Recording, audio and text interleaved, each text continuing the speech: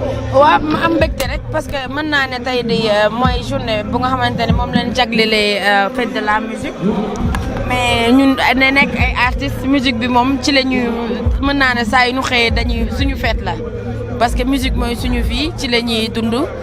enjoy rek enjoy xëy bégee teg musique déglu kontaan guddi gi ñu concert sañse waa xam nga musique moom ak sañse dafa ànd. waaw mais sant yàlla rek.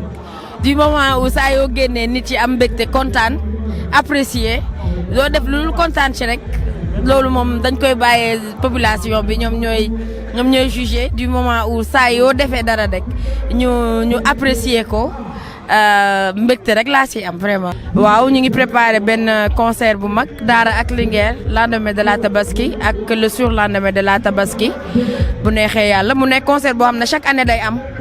ren mooy nekk 2e édition bi ñu ciy woo suñu mbokk jolof-jolof yëpp ñu ñëw participer ci concert bi incha allah.